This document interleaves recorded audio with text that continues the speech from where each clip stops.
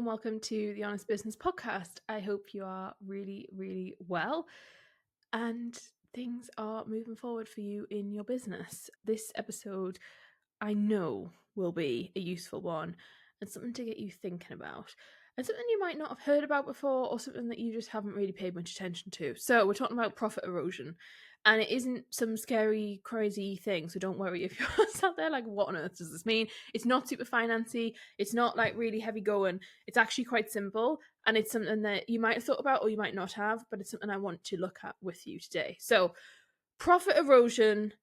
Are you suffering from it? How do you stop it? How do you protect your profit? This is what we're looking at today. Essentially, we're looking at making sure that all of the hard work you're doing, you're getting something out of it by the end of it, and that you're not just working away and then realizing actually you're making no profit, or you're making less and less in profit every single year and you can't figure out why that is. And sometimes people come to me, and this is something we spend a semi-decent amount of time on, are just fixing a lot of little things in the business that all accumulate and add up to actually profit really being affected.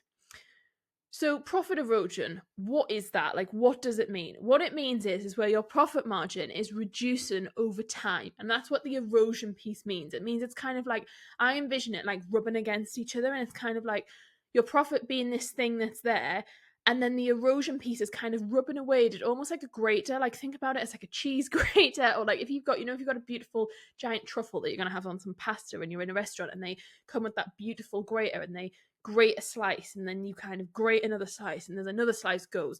That's what profit erosion is. It's where every time that truffle's coming off the grater and there's that one beautiful circular round piece that's lying on your pasta or something, that's a piece of profit. Then they do another one, that's another piece of profit. And there's another piece, and there's another piece. And that all it means is that your profit is eroding away and is reducing over time.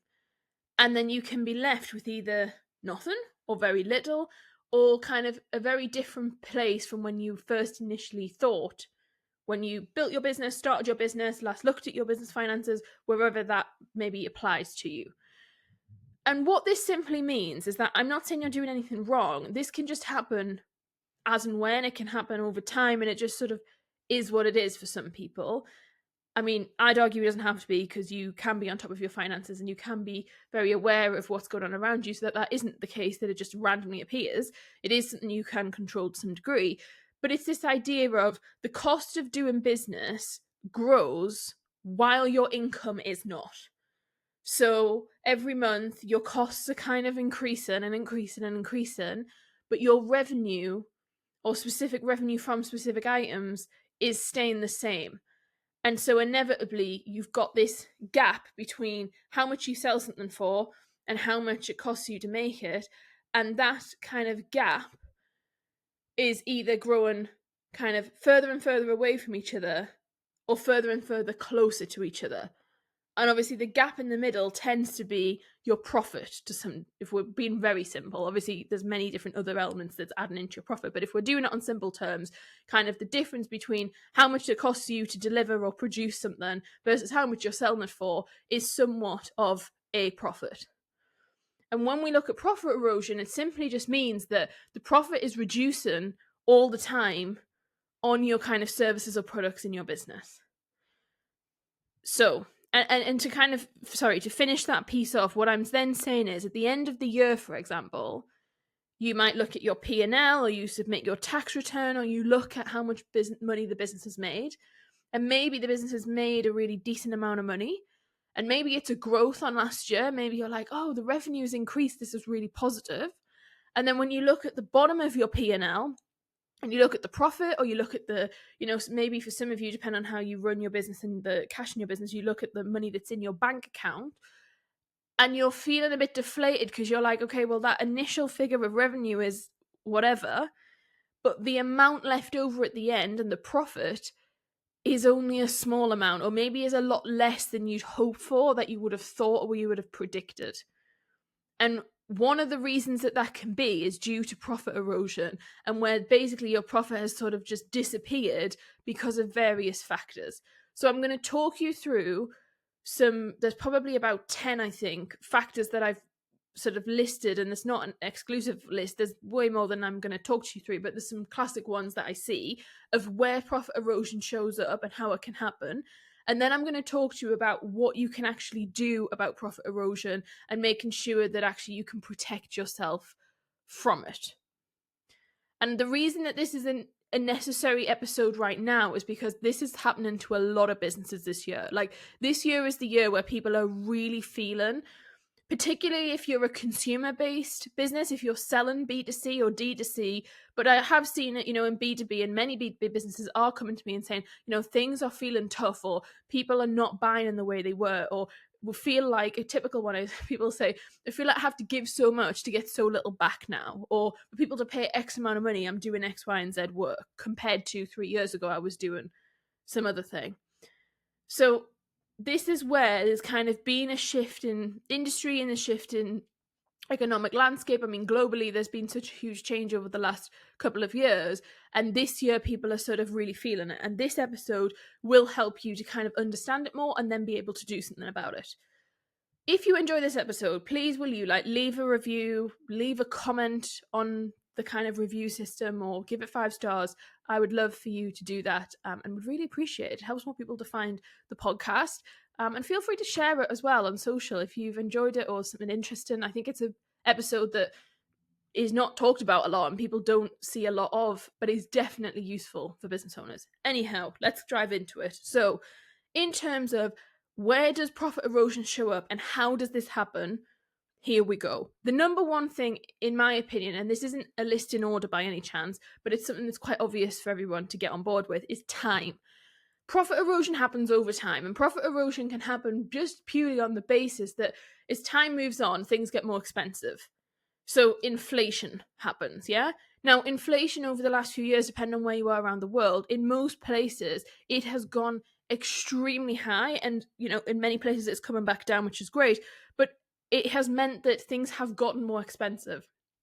So, very simple terms, if you run an online business, the cost of all your subscriptions has massively increased for most people. If you have a product-based business, the cost of raw materials has skyrocketed. If you are in hospitality, if you're in food, I mean, the price of food is extreme, yeah? If you're a bakery and you're using chocolate, the price of chocolate has gone through the roof. So, very simple terms, inflation has meant that costs have massively increased, way beyond what people have been able to put their prices up by in a lot of cases. So for some people, they haven't increased their prices, or they've increased it, but not at the same rate in which their own costs as a business have. And so they've had to absorb some of the costs. If you are absorbing costs, profit erosion is going to happen because you are therefore taken away from your profit. And can I just say, I'm not saying that profit erosion is terrible, and if you've had this, you're a bad business owner and everything's gone to shit and it's all going to be a disaster. It's not. Like, some businesses cannot help the fact that their profit margin is going to change. And this isn't a one-stop shop in terms of me just saying, put your price up and that's going to solve your issues, because it isn't. And we're going to get into that further down the road. But I'm just kind of really outlining as basically as possible to show you kind of where profit erosion might have hit your business. Because you might go through this list and think, actually, I'm finding this category, finding this category, finding this category, and then there's something that comes up and you're like, oh, okay. Like, another one, the third thing I'm going to mention, I think for some people will really strike a chord. So this idea of time and inflation has really happened, where time has moved on, people's pricing hasn't necessarily shifted for whatever reason, and inflation has meant that things are costing a lot more. The second issue is pricing problems. So pricing has been this thing where forevermore people get stressed about and panicked about, and putting their prices up as an issue and all of this other stuff. And I think I've mentioned in the podcast before, really numerous times earlier in the year, I think, where I said, there's never been a better time to put your pricing up and increase it, because of how kind of aware consumers are that everything's going up in price. So actually it's made it easier for a lot of businesses to be able to increase their prices, because there's sort of this worry of people leaving has almost, I think, been diminished somewhat, in the sense of everybody's used to getting that email through saying this is increasing, blah, blah, blah. But where profit erosion really comes into play, in my opinion, is that most businesses have a pricing problem before the profit erosion even happens. And so then when the profit erosion comes in, it gets even worse because the pricing was already incorrect.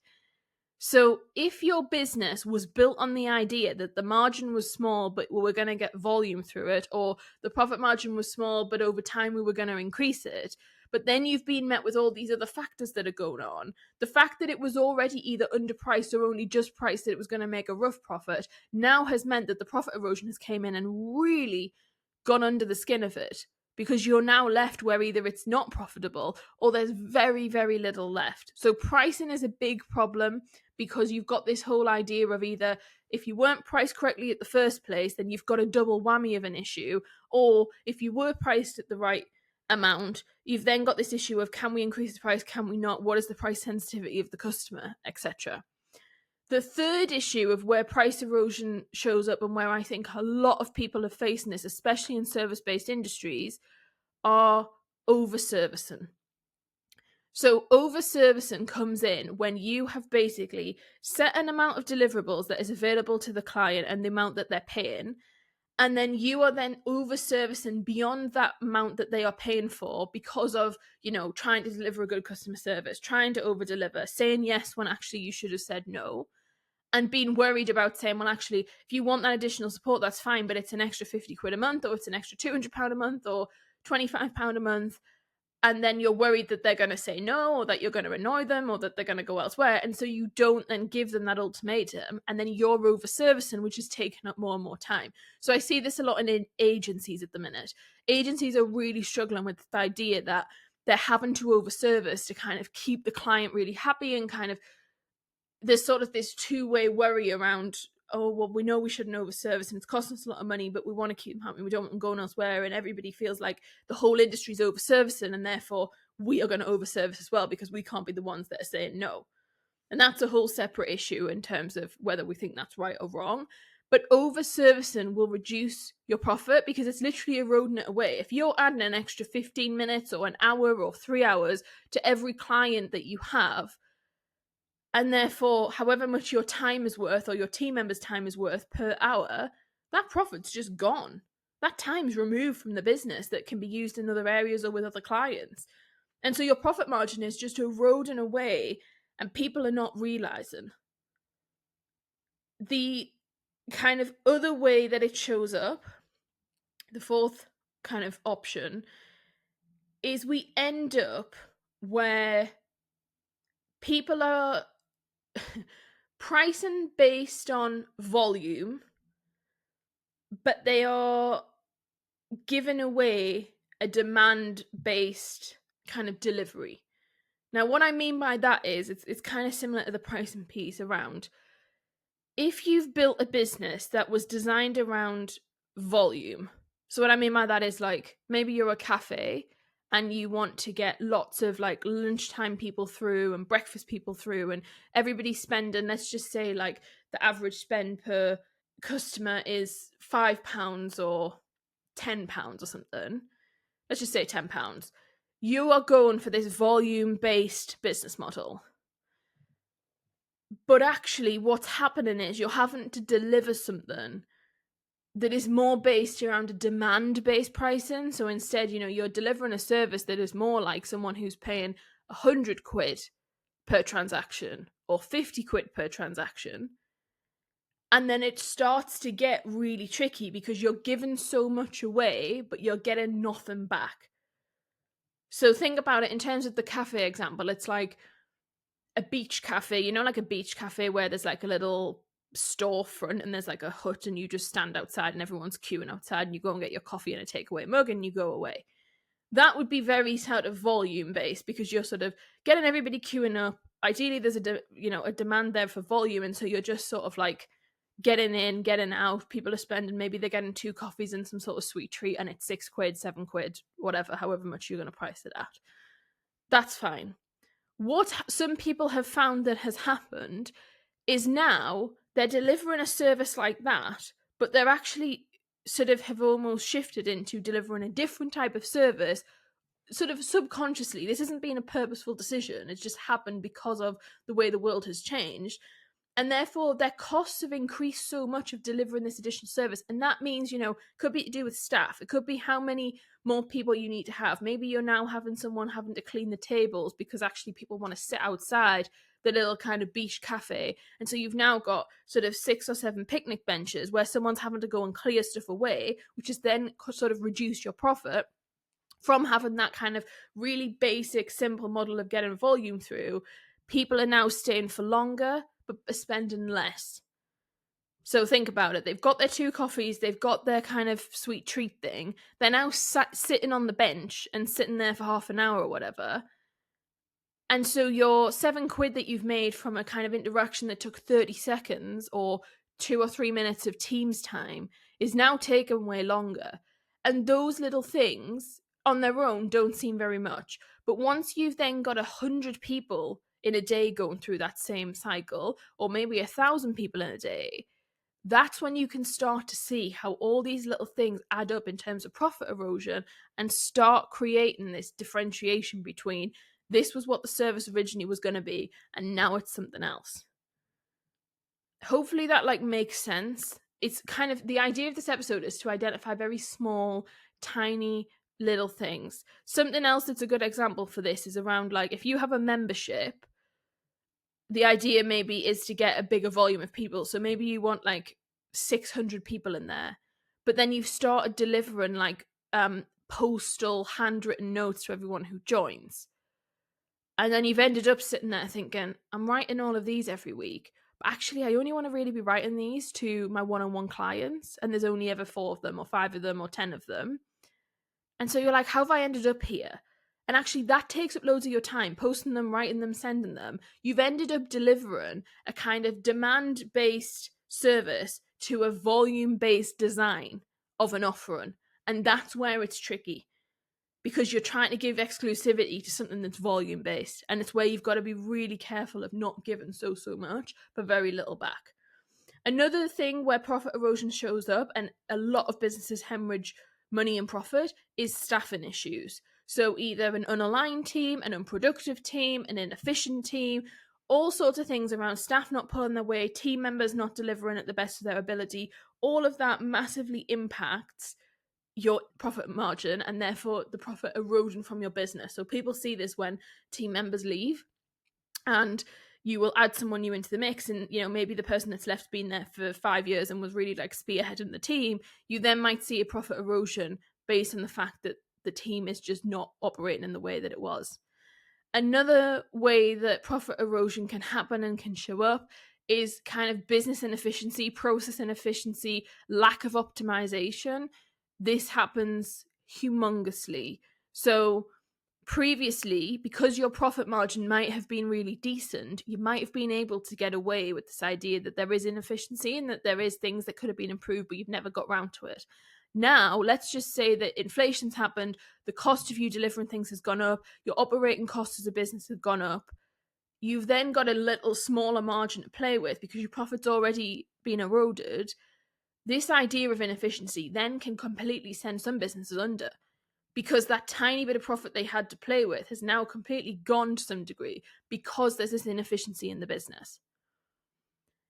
Another way that profit erosion shows up is through your cash flow, and it's more cash flow management in the sense of debt collection and the kind of failure to be able to collect the money that you are owed. So some businesses in the last few years have found that getting their invoices paid is harder than ever before. People are waiting longer to pay, or they're, not paying when they should be, or they're having to use time of somebody in the business to go and chase it or debt collect and to basically say, hey, you need to pay this. That is inevitably causing profit erosion in your business, because even if they definitely pay that invoice, we all know that actually the time that has been left between that being paid has just constantly been kind of moving further and further and further away. So that can be another way where profit erosion happens. And again, if you're sat there thinking, I don't really get how that can massively erode your profit, it's about looking at volume of it. So is there 10 people that you're trying to chase an invoice for? Is there one person? Is there actually 150 people? That's where the profit erosion really kicks in. refund rate is another one where profit erosion is happening. So if you have noticed a change in your refund rate and you're having to refund more people, you might not have refund rate sort of fitted into your pricing model already. And therefore, when this is happening on a higher frequency basis than you want it to be, or than it ever has been, the profit then starts to be erased massively, because we all know that if you're refunding, you've probably already spent most of the money in terms of servicing or product, or it often costs us more than the transaction would have done anyway, which is a real tricky one. The final one I want to talk about today in terms of where does it show up and how does it happen is around market and competition and technology advancements. So profit erosion massively happens when technology is kind of moving forward at a pace where people are starting to get ahead of the game. So you might see that, somebody in your industry is using AI, for example, in a way that is allowing them to produce more in less time, or more at a better standard, or is basically able to have a leg up and have a competitive advantage, which therefore is then meaning that you're having to work way harder with your kind of existing system that you've got without the innovation, and therefore the profit is eroding because of that. And this one is really going to start coming up, I think, in a sort of number of years' time, as the kind of AI world develops even further and the use case develops and people get on board with how can we optimize, how can we just keep moving forward. The growth trajectory is so big that actually profit erosion is really going to come into play, because some people are going to be miles ahead in terms of how they are delivering their service or how they're delivering client output. And people are seeing this already, depending on your industry. And I think the whole idea of market and competition is another one where, some people are really getting it. When I say getting it, I mean like have got a strategy, have got a process for marketing their business that's really working, and other people haven't. And therefore it's either costing you a hell of a lot of money to market and it's not working, or you just can't compete in terms of the volume that they're getting. Like, they're getting it so right in their market and they're building such a large audience or interest or demand that actually their profit is going really well, but yours is not, because you're trying to keep up and it just isn't happening. And that can be another place where profit erosion is working. And it's tricky on that front, because it means that you've got to act fast normally, and it means that you need to try and fail forward and really get moving at a speed to kind of keep up and move sort of in a way that is not copying, but is adjacent and is offering a different option, a different viewpoint, a different take, a different offering a lot of the time. Those are kind of my main areas of where profit erosion shows up in your business. And it might be that you have a collection of those items. It could be all of them. It might be that it's only one of them. But you might be able to spot something in there that you're thinking, actually, yeah, we are losing money in terms of profit on a yearly basis or a monthly basis because of X, Y, and Z thing. And try and calculate it if you can. If you've noticed that actually the staff issues is the thing where you're thinking, do you know what, it's not efficient enough, we know that people are wasting time on X, Y, and Z thing. Try and calculate that and think, okay, well, if everyone's spending 15 minutes longer than they need to each day or each week, what is the cost to the business of that? You can start looking at the profit and seeing where those changes can be made, because that helps you understand which to address first and which to kind of look at sooner. So let's move on. I've got about 8 to 10, I think, things about what you can do to prevent profit erosion, to kind of come back from profit erosion, to kind of set yourself, and so that you're not feeling like this profit erosion is constantly happening. Some of these solutions would have been obvious from the problems that I've just spoken about in terms of where it shows up. You can probably in your head think, yeah, that makes sense. But here's some ones that might not be so obvious about what you can do around it. So the first solution is the solution that I will always fly the flag on, and that is actually understanding your business. In order for you to manage profit erosion, to understand profit erosion, to be able to protect your profit and protect your business, you need to actually understand your business, what is happening, and what is the data saying. And the reason I say that is because it's very easy for us to say, well, yeah, of course we know what's going on with our business. But for many people, they don't actually. And sometimes it's like coming to work with me and having like a monthly check-in every month is something that business owners do with me. And that helps them to prevent profit erosion. It helps them to not get lost in the day-to-day, and it helps them come back once a month and say, okay, what am I doing? Top level strategy, looking at the business, identifying things. This is where, looking every month at your P&L really helps to understand what are we actually doing versus what do we think is going on. So actually understanding your business is a very important piece to preventing profit erosion. And it's something that when my one-on-one clients who work with me and I see them, once a month or twice a month, this is the stuff we really look at, especially if they're an established business, they're doing a lot of things, they've got goals, maybe they're looking at growth, maybe they're looking at stabilization. Stable at any point of business, you've got to figure out the profit erosion piece and you've got to constantly be looking at it. This isn't a one and done thing. This is an ongoing, ever-growing piece. Number 2 around what can you actually do about it is linked to number 1. It's about understanding your cash flow. So you need to have a real grip on what is the money coming into the business every month? What is the money going out? What is the difference between the two? Because yes, there's other things that are going to go on your balance sheet and on your profit and loss at the end of the year, roughly in terms of like other little bits and pieces, but categorically, depending on what's coming in and what's going out, is a good way for you to understand what is the health of your business. Because you can literally see, is there a profit there at all before you've got any of the other things that need to add on to it? And before we look at any sort of tax implications, is there a profit there? How much of a profit is there? And you having a real understanding of your cash flow is very important. I would argue, don't put that to your accountant to do. Don't put it to your bookkeeper to do. You need to know what is the crack with money coming in and money coming out. And having a way for you to look at that is very important. Whether that's you're looking on your accounting system, your bank, whether you're doing it manually through something, whether you've got a spreadsheet, whether you sit down every month and look at it, but you need to understand what is the profit in your business, just on a rough basis of is there profit, why is it decreasing? The third point around what can you do about profit erosion, I would say, is getting someone to analyze your business. So getting someone like me to come in and look at, okay, here's all the different things that I think we need to look at to help make sure that profit erosion isn't going to continue at the rate it is or isn't going to kind of take the business under. It might be that you're getting someone, a financial advisor or someone like an accountant to look at your business.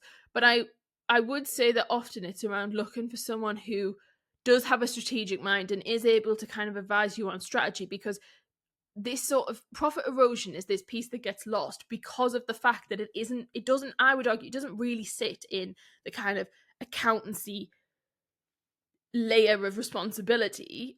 It does depend on how involved your accountant is, whether you have a sort of FD or something like that. But for most business owners, this is the stuff where the accountant's not going to bring that up necessarily. A really good one might, but it's unlikely they're going to be able to pinpoint, especially if they're not an in-house. If they're in-house, it's a different story. But for most people who listen to this do not have an in-house accountant or finance team, it's unlikely they're going to come up and say, well, actually, the reason your profit erosion... Well, the fact they're going to mention profit erosion is unlikely, but 2 is going to be, they're not going to be saying oh, well, it's your staffing issue because this process isn't working in your business and X, Y, and Z thing. That's not really probably going to happen.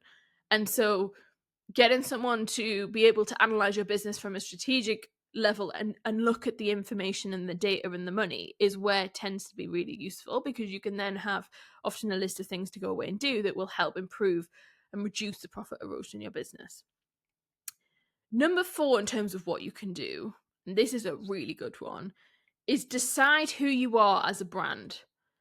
What are you providing at what level? It's as simple as that, in my opinion. You have to understand, who are you as a brand and what are you actually providing? Because a lot of the things that we discussed about in part 2 of this episode, where we talked about the different ways that profit erosion shows up, a lot of it comes down to you understanding who you are as a business, what are you doing, and what level are you providing what thing at? Because that helps you say yes or no to various different things in your business when they come up around, should we overservice? Should we be delivering this kind of demand-based delivery versus volume-based setup?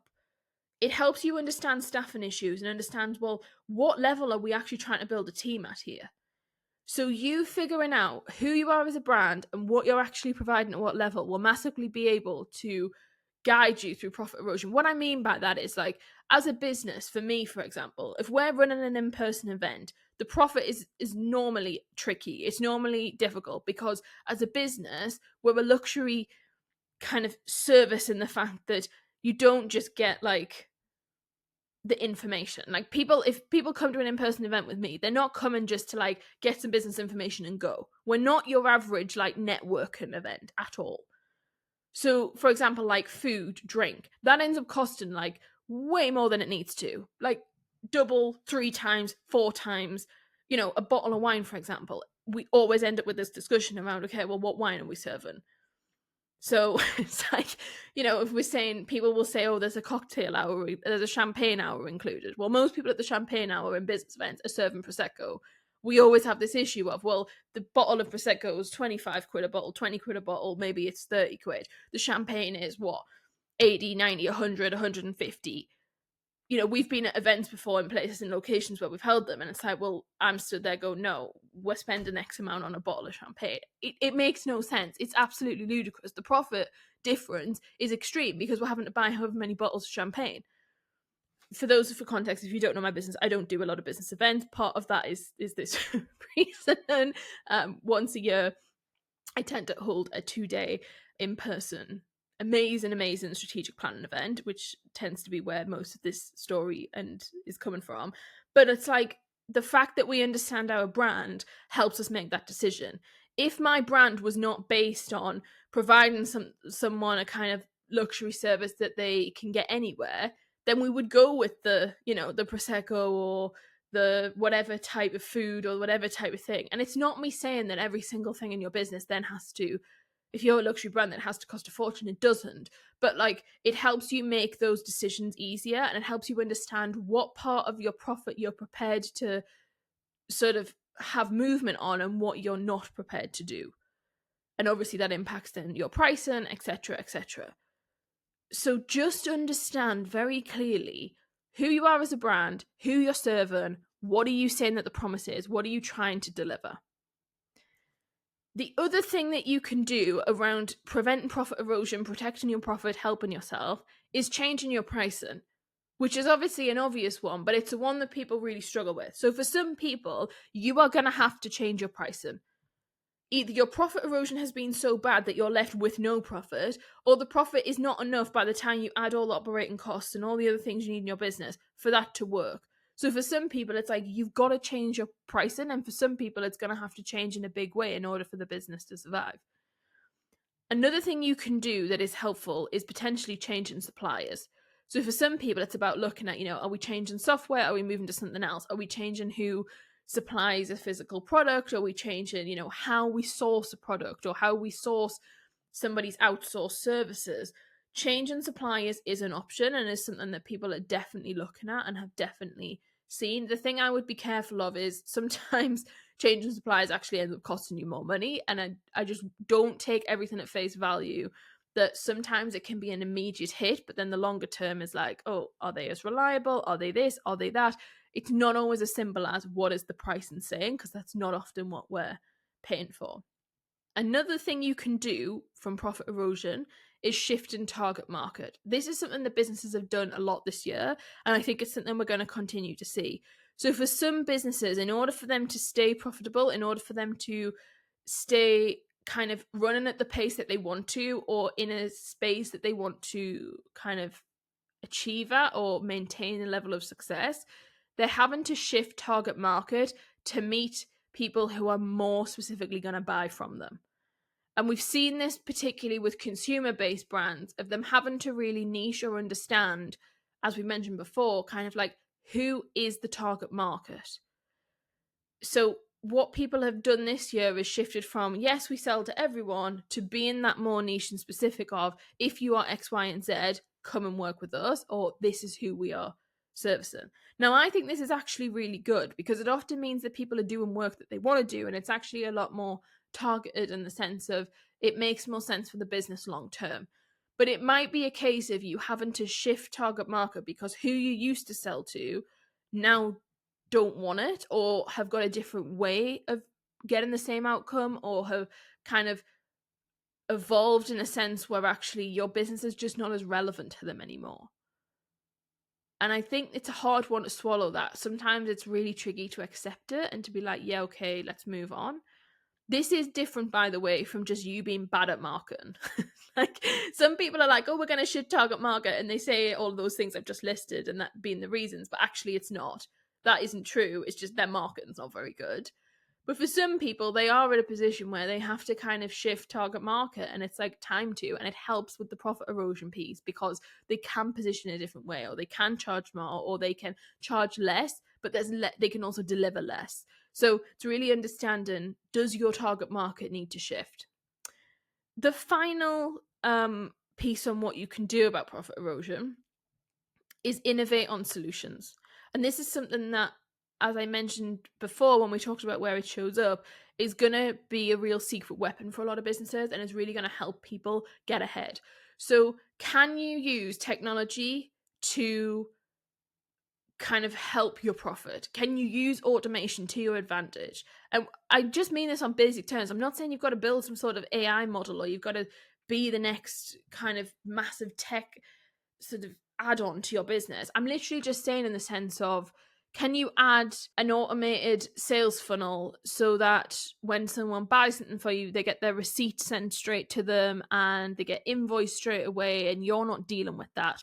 Can you add in a way that people are upsold really simply? And so 3 months down the line, once they're in your world, they're like, hey, are you enjoying X, Y, and Z thing you've bought? Maybe you want to buy this as well. And that adds some more money. So that inevitably makes your profit better.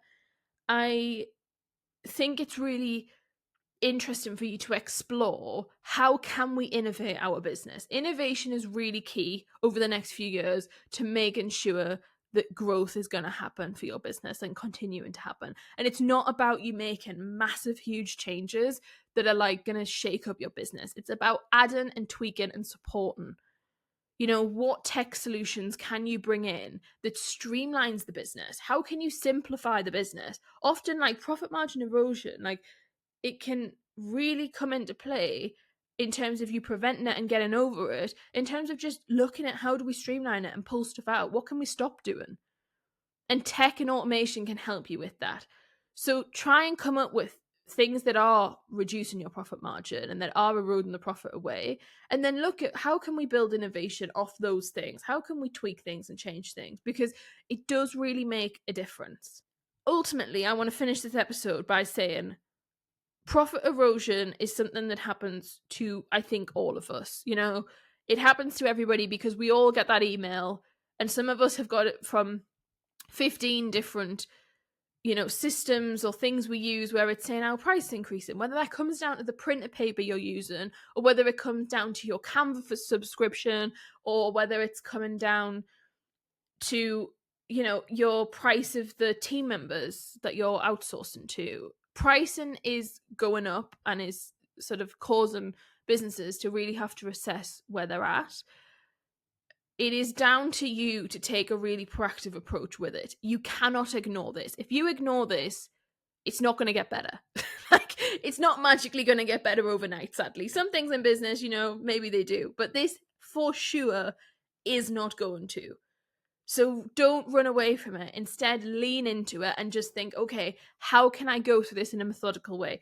And if you are someone who's listened to this episode and thinking, yeah, actually, do you know what? I need to look at this, and you want a hand doing it, I am more than happy to support you and help you. And you can do a kind of one-off project. We can get on a call. I can help you. We can look at things. It doesn't have to be a massive piece of work. It doesn't have to be really scary.